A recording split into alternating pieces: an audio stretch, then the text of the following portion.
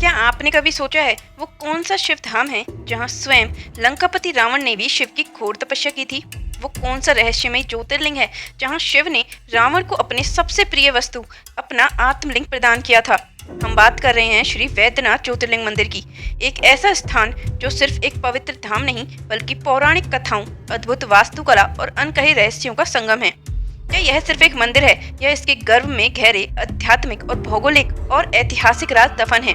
क्या इस पवित्र शिवलिंग में सचमुच इतनी शक्ति है कि यह भक्तों को असाध्य रोगों से मुक्ति दिला सके, सभी मनोकामनाएं पूरी कर सके या उन्हें शिव का अनुभव करा सके?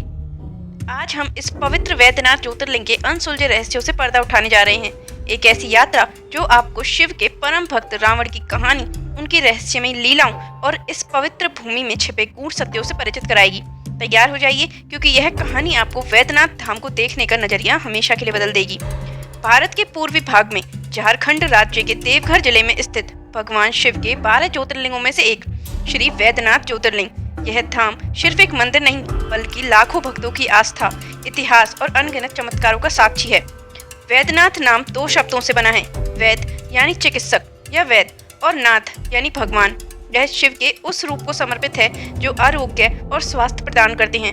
यहाँ के शिवलिंग को कामना लिंग के नाम से भी जाना जाता है, क्योंकि माना जाता है कि यहाँ दर्शन करने वाले भक्तों की सभी मनोकामनाएं पूर्ण होती है। इस मंदिर की सबसे बड़ी खासियत इसकी अद्भुत पौराणिक कथा है, जो लंकापति रावण और भगवान शिव के बीच के अलौकिक संबंध को दर्शाती है। यह कथा हमें बताती है कि कैसे एक दुष्ट राक्षस भी शिव की भक्ति से जुड़कर मोक्ष का मार्ग पा सकता है। इस मंदिर के शिखर पर एक पंचशूल स्थापित है, जो इसे अन्य मंदिरों से अलग बनाता है। इसके पीछे भी कई रहस्य छिपे हैं, जिनके बारे में हम आगे जानेंगे। दूर दूर से श्रद्धालु यहाँ असाध्य रोगों से मुक्ति पाने, पारिवारिक सुख और समृद्धि के लिए आते हैं। लेकिन वैद्यनाथ ज्योतिर्लिंग से जुड़े रहस्य केवल इसकी भौगोलिक स्थिति या वास्तुकला तक सीमित नहीं है। इसकी उत्पत्ति से लेकर इसके आसपास की धरती तक हर कण में एक अनकही कहानी छिपी है। क्या ये कहानियां सिर्फ लोक कथाएं हैं या इनमें कोई प्राचीन सत्य छुपा है? आइए अब हम इस पवित्र धाम से जुड़े उन रहस्यों और गूढ़ बातों पर गौर करते हैं जो इसे अन्य ज्योतिर्लिंगों से अलग बनाती है। वैद्यनाथ ज्योतिर्लिंग की उत्पत्ति एक अत्यंत प्रसिद्ध और रोमांचक पौराणिक कथा से जुड़ी है, जो लंकापति रावण और भगवान शिव के आत्मलिंग के अद्भुत प्रसंग को बताती है। पौराणिक कथा के अनुसार लंकापति रावण भगवान शिव का परम भक्त था। वह अमृत प्रदान करना चाहता था और शिव को लंका ले जाना चाहता था। उसने कैलाश पर्वत पर घोर तपस्या की और शिव को प्रसन्न करने के लिए उसने अपने 9 सिर एक एक करके अर्पित कर दिए। जब वह अपना 10वां सिर काटने वाला था, तब भगवान शिव प्रसन्न होकर प्रकट हुए। शिव ने रावण की तपस्या से प्रसन्न होकर उसे दर्शन दिए और वरदान मांगने को कहा। रावण ने शिव से उनके आत्मलिंग को लंका ले जाने का वरदान मांगा, क्योंकि वह जानता था कि जहां आत्मलिंग होगा वहां शिव स्वयं निवास करेंगे और उसे कोई पराजित नहीं कर पाएगा। भगवान शिव ने रावण को आत्मलिंग प्रदान किया, लेकिन एक शर्त रखी। यह आत्मलिंग इतना शक्तिशाली है कि इसे धरती पर एक बार रखने के बाद फिर उठाया नहीं जा सकेगा। अगर तुमने इसे कहीं भी रख दिया तो यह वहीं स्थापित हो जाएगा। रावण ने वह शर्त मान ली और आत्मलिंग लेकर लंका की ओर चला। रावण के आत्मलिंग को लंका ले जाने से सभी देवता चिंतित हो गए, क्योंकि अगर ऐसा हो जाता तो रावण अमर हो जाता और उसे हराना असंभव हो जाता। उन्होंने भगवान विष्णु से मदद मांगी। भगवान विष्णु ने अपनी माया से रावण के पेट में तीव्र मूत्र का वेग उत्पन्न कर दिया, जिससे उसे असहनीय पीड़ा होने लगी। रावण को तुरंत मूत्र विसर्जन करने की आवश्यकता थी, लेकिन उसके हाथ में आत्मलिंग था जिसे वह नीचे नहीं रख सकता था। उसी समय भगवान विष्णु ने एक बालक का रूप धारण किया और रावण के सामने प्रकट हुए। रावण ने बालक से अनुरोध किया कि वह आत्मलिंग को तब तक पकड़े रहे तब तक वह मूत्र विसर्जन करके वापस न आ जाए। बालक ने शर्त रखी कि वह आत्मलिंग को केवल कुछ समय के लिए ही पकड़ेगा और अगर रावण को देर हुई तो वह उसे धरती पर रख देगा। रावण ने जल्दबाजी में यह शर्त मान ली। जैसे ही रावण मूत्र विसर्जन के लिए गया, बालक ने आत्मलिंग को वहीं देवघर नामक स्थान पर धरती पर रख दिया। रावण लौटकर आया और आत्मलिंग को उठाने का प्रयास किया, लेकिन वह उसे हिला भी ना सका।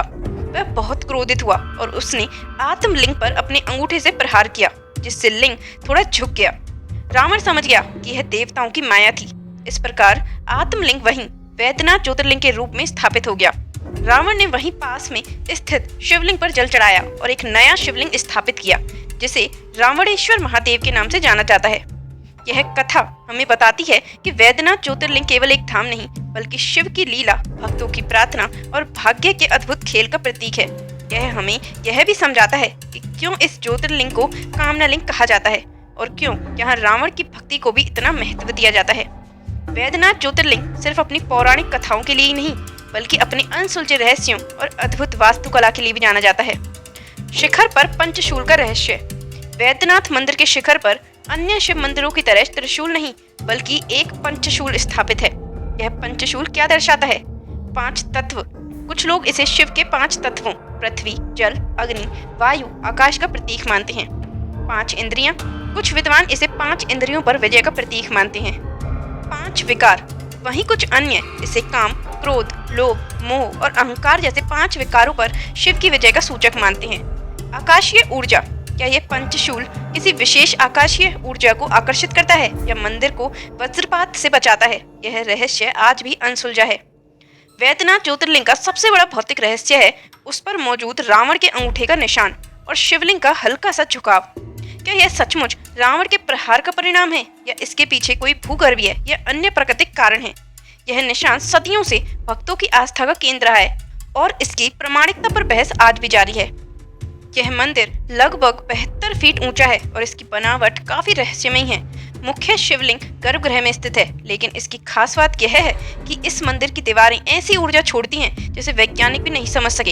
यहाँ दीपक बिना हवा के भी जलते रहते हैं और एक विशेष बात, यहाँ की शिवलिंग खुद ब खुद गीली रहती है, मानो कोई अदृश्य शक्ति जल अर्पण कर रही हो। कहा जाता है कि यहाँ जब भी कोई सच्चे मन से कामना करता है, बाबा वैद्यनाथ उसकी पुकार अवश्य सुनते हैं। यह केवल ज्योतिर्लिंग ही नहीं है, यह 51 शक्तिपीठों में से भी एक है। मान्यता है कि जब सती माता के अंग धरती पर गिरे तब उनका हृदय यहीं गिरा था, इसलिए इसे हृदय पीठ भी कहते हैं। यह स्थान शिव और शक्ति का अद्वितीय संगम है। वैद्यनाथ मंदिर परिसर में मुख्य ज्योतिर्लिंग मंदिर के अलावा 21 अन्य छोटे बड़े मंदिर भी हैं, जिनमें विभिन्न देवी देवताओं की मूर्तियां स्थापित है। यह एक अद्वितीय मंदिर समूह बनाता है। यह जटिल लेआउट और इतनी बड़ी संख्या में देवी देवताओं की उपस्थिति अपने आप में एक अनसुलझा रहस्य है। वैद्यनाथ मंदिर के पास एक शमशान घाट है।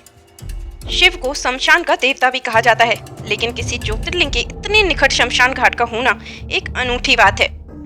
मंदिर का निर्माण ऐसी प्राचीन तकनीकों से हुआ है कि यह सदियों से बिना किसी बड़े नुकसान के खड़ा है, जबकि इस क्षेत्र में कई भूकंप आए हैं। इसका निर्माण शैली आज भी इंजीनियरों और पुरातत्ववादों के लिए एक पहेली बनी हुई है। मंदिर परिसर में एक ऐसा कुआं या जल स्रोत है जिसके बारे में कहा जाता है कि यह कभी नहीं सूखता, चाहे कितनी भी गर्मी क्यों ना पड़े। वैद्यनाथ ज्योतिर्लिंग का महत्व केवल पौराणिक कथाओं और रहस्यों तक सीमित नहीं है, बल्कि इसके कई गहरे आध्यात्मिक और कुछ हद तक वैज्ञानिक पहलू भी हैं। जैसा कि नाम से ही स्पष्ट है, वैद्यनाथ यानी रोगों के वैद्य। यह मंदिर विशेष रूप से असाध्य रोगों से मुक्ति और अच्छे स्वास्थ्य के लिए जाना जाता है। यहाँ के जल और भस्म में औषधीय गुण होने की मान्यता है। वैज्ञानिक रूप से इस पवित्र स्थान पर आने वाले भक्तों की मानसिक शांति और सकारात्मकता शरीर के रोग प्रतिरोधक क्षमता को बढ़ाती है, जिससे बीमारियों से लड़ने में मदद मिलती है।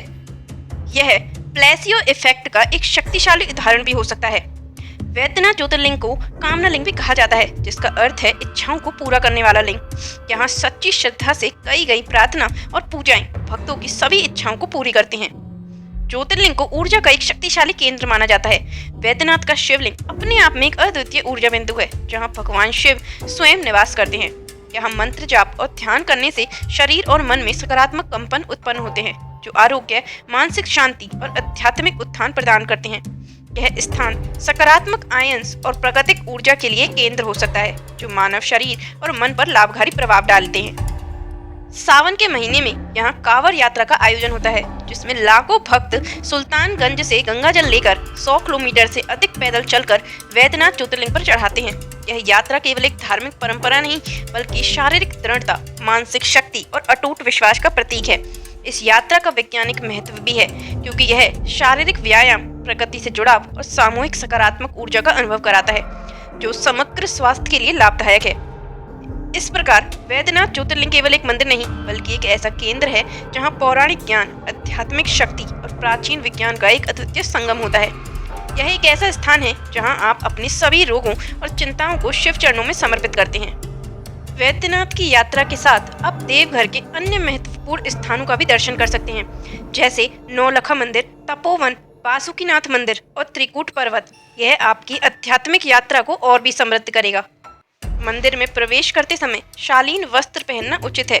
पुरुषों के लिए धोती कुर्ता और महिलाओं के लिए साड़ी या सलवार कमीज जैसे पारंपरिक वस्त्र उपयुक्त रहते हैं। सबसे महत्वपूर्ण बात है मन में श्रद्धा और भक्ति का भाव। तो दोस्तों, हमने देखा कि वैद्यनाथ ज्योतिर्लिंग मंदिर सिर्फ एक पवित्र धाम नहीं, बल्कि पौराणिक कथाओं, अनसुलझे रहस्यों, अद्भुत वास्तुकला और गहन आध्यात्मिक शक्तियों का एक अनूठा संगम है। यह हमें शिव की लीला, भक्तों के प्रति उनके प्रेम और आरोग्य तथा मनोकामना पूर्ति के लिए उनके आशीर्वाद का स्मरण कराता है। इस मंदिर की यात्रा आपको केवल मानसिक शांति ही नहीं देगी, बल्कि आपको जीवन के गूढ़ सत्यों को समझने और अपने भीतर की शक्तियों को जागृत करने में मदद करेगी। यह एक ऐसा स्थान है जहां आप स्वयं को शिव के अत्यंत निकट महसूस करेंगे और उनकी कृपा प्राप्त करेंगे। क्या आप कभी वैद्यनाथ ज्योतिर्लिंग गए हैं? आपका अनुभव कैसा रहा? या आप इस रहस्यमयी धाम की यात्रा करना चाहेंगे? हमें कमेंट्स में जरूर बताएं। अगर आपको यह वीडियो पसंद आया तो इसे लाइक करें, अपने दोस्तों और परिवार के साथ शेयर करें और हमारे चैनल को सब्सक्राइब करना ना भूलें।